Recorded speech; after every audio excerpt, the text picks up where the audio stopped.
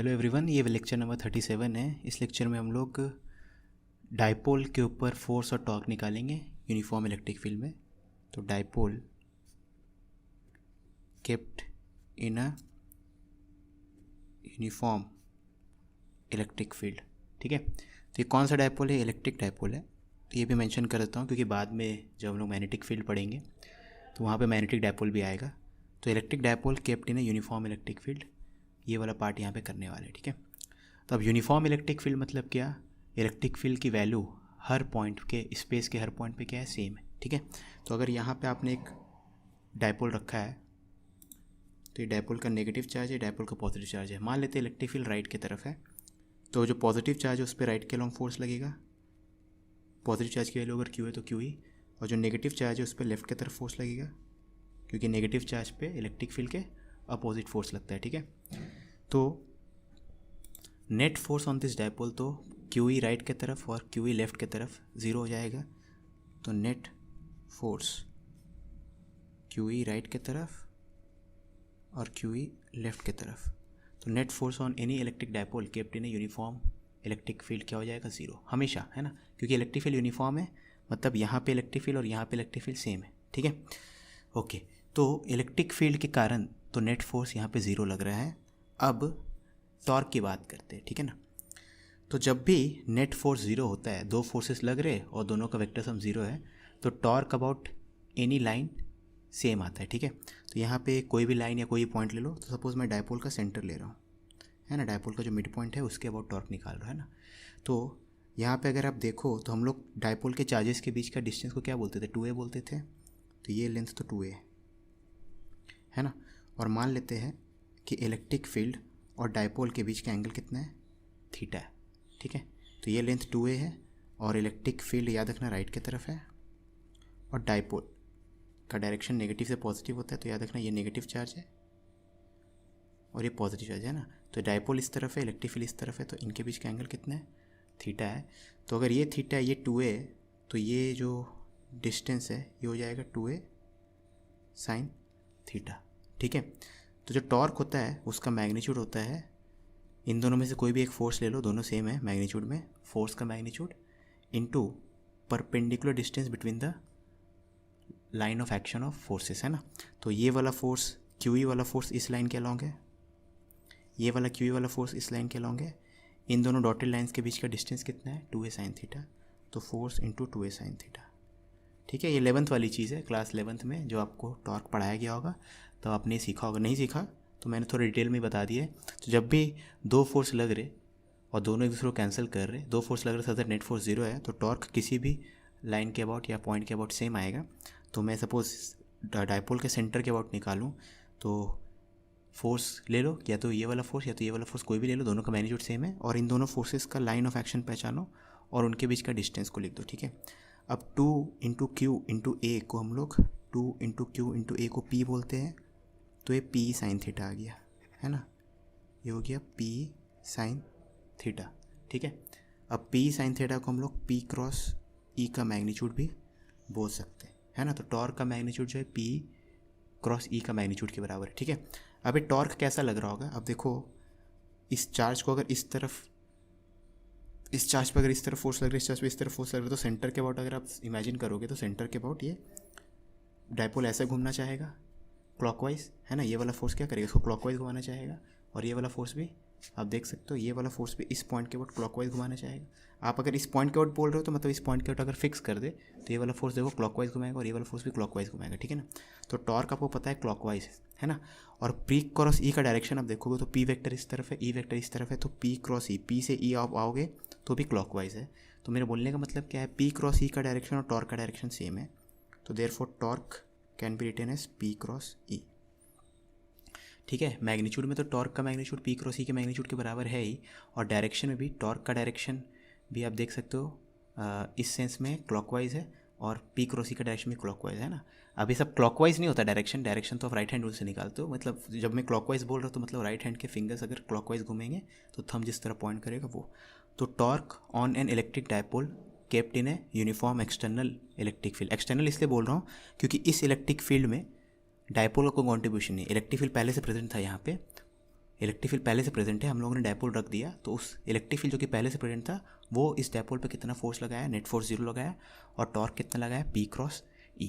ठीक है, अब डायपोल का जो पोटेंशियल एनर्जी है वो भी हम लोग यहाँ पे स्टडी कर लेते हैं।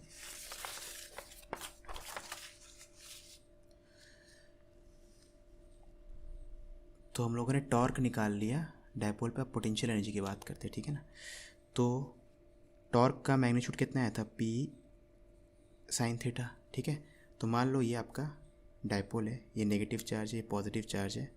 ठीक है, ये डायपोल का सेंटर है ना। ओके, तो सेंटर पे एक डॉटेड लाइन खींच देता हूँ। ठीक है ना, अब जो टॉर्क है डायपोल के ऊपर, वो टॉर्क आप देखोगे तो टॉर्क जो है डायपोल को वापस इलेक्ट्रिक फील्ड के अलॉन्ग लाना चाहता है। तो इलेक्ट्रिक फील्ड अगर इस तरफ है, डायपोल इस तरफ है, डायपोल मोमेंट वेक्टर, तो टॉर्क जो लग रहा है वो डायपोल मोमेंट को इलेक्ट्रिक फील्ड के अलॉन्ग ओरिएंट करना चाहता है ना। क्लॉकवाइज लग रहा था ना, जो पिछला फिगर था उसी को यहाँ पे ड्रॉ किया हूँ मैं। ठीक है ना, इस डायपोल पे टॉर्क कैसा लग रहा है, इसमें क्लॉकवाइज लग रहा है, मतलब इलेक्ट्रिक फील्ड के अलॉन्ग। इलेक्ट्रिक फील्ड जो है डायपोल पे टॉर्क जो लगा रहा है वो इलेक्ट्रिक फील्ड के अलॉन्ग डायपोल को ओरिएंट करना चाहता है। ठीक है, अब इस डायपोल के ऊपर टॉर्क इस सेंस में लग रहा, तो अगर हम लोग जो टॉर्क का डायरेक्शन है उसके अपोजिट डायरेक्शन में इसको मूव करें तो इस पे वर्क करना पड़ेगा। कितना वर्क करना पड़ेगा वो निकालें। तो अभी इसका ओरिएंटेशन थीटा है, आप थीटा से ओरिएंटेशन चेंज करके थीटा प्लस डी थीटा करना चाहोगे, तो small amount of work that needs to be done by external agent यानी यू, वो हो जाएगा टॉर्क इंटू डी थीटा। ठीक है, और आप इसको स्लोली रोटेट कर रहे होंगे तो जितना भी इलेक्ट्रिक फील्ड के कारण टॉर्क लग रहा है उसी का अपोजिट टॉर्क आप लगाओगे। ठीक है ना, तो work done by external agent हो जाएगा torque due to external agent into d theta, और torque due to external agent magnitude में torque due to electric field ही होगा। ठीक है, और torque due to electric field आपको पता है P साइन थीटा। मेनली मैं क्या बोल रहा हूँ, इसके ऊपर टॉर्क लग रहा है, इसको क्लॉकवाइज लाने के लिए इलेक्ट्रिक फील्ड टॉर्क लगा रहा है P साइन थीटा, और आप P sine theta opposite direction में लगाओगे तो ये स्लोली रोटेट होगा, ऑलमोस्ट हमेशा इक्विलिब्रियम में रहेगा और धीरे धीरे रोटेट होगा। ठीक है ना, तो अगर आप ओरिएंटेशन को थीटा से D theta plus d theta करना चाहोगे तो स्मॉल एंगुलर डिस्प्लेसमेंट के लिए जो वर्क आएगा आपके टॉर्क का, तो torque applied by you, torque due to external into d theta. और खाली दो ही टॉर्क है डायपोल पे, एक आपका टॉर्क जो इसको एंटी क्लॉकवाइज करना चाहता है और एक इलेक्ट्रिक फील्ड का टॉर्क जो इसको क्लॉकवाइज करना चाहता है। ठीक है, तो आपका टॉर्क और इलेक्ट्रिक फील्ड का टॉर्क मैग्नीट्यूड में इक्वल होगा, डायरेक्शन में अपोजिट होगा। एनीवेज आपका टॉर्क इस तरफ है।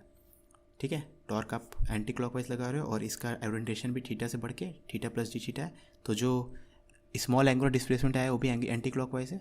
ठीक है, और आपका टॉर्क भी एंटी क्लॉकवाइज है, तो सिंपली पॉजिटिव वर्क करना होगा, तो P sine theta D theta है ना।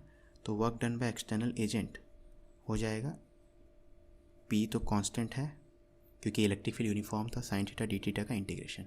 ठीक है, मान लेते हैं डायपोल का इनिशियल ओरिएंटेशन था थीटा आई और फाइनल ओरिएंटेशन है थीटा एफ। ठीक है, तो इसको अगर इंटीग्रेट करें तो साइन थीटा का इंटीग्रेशन माइनस कॉस थीटा होता है ना। तो माइनस कॉस थीटा में ये वाला पुट करेंगे तो cos theta i minus cos theta f.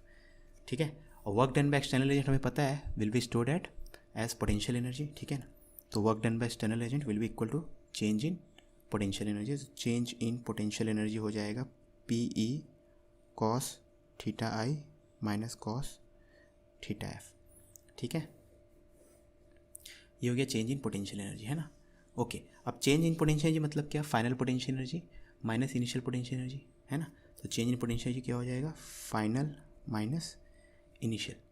ठीक है, तो फाइनल माइनस इनिशियल का अगर आप वैल्यू देखो यहाँ पे तो ये आ रहा है PE cos theta F minus PE cos theta I है ना। ठीक है, तो फाइनल माइनस इनिशियल करोगे तो ऐसा कोई टर्म आ रहा है। ठीक है, ओके, अब मान लेते हैं कि इनिशियल जो एंगल है, इनिशियल जो डायपोल का ओरिएंटेशन है, ठीक है, ये इनिशियल एंगल है बिटवीन P एंड E है ना। P और E के बीच का इनिशियल एंगल थीटा आई और P और E के बीच का फाइनल एंगल थीटा एफ है। थीटा आई या थीटा एफ कुछ भी हो सकता है, ये मत सोचना कि थीटा एफ को ज़्यादा ही होना पड़ेगा थीटा आई से, नहीं, वैसा ज़रूरी नहीं। ठीक है, थीटा आई थीटा एफ कुछ भी हो सकते हैं है ना। तो एक एग्जांपल लेता हूँ मैं।